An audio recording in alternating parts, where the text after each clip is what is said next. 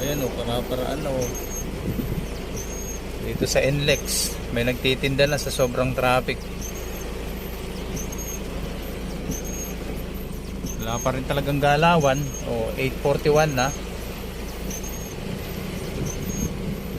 Naisip na ng iba guys na ano, naisip na ng iba na magnegosyo na lang dito sa NLEX dahil mukhang tatagal tayo dito sa NLEX ng taon. Yung iba yun, nag na, nagtinda na ng itlog. Si kuya na sana yung nagtitinda ng itlog. Yung iba naglakad na oh. Naglakad na.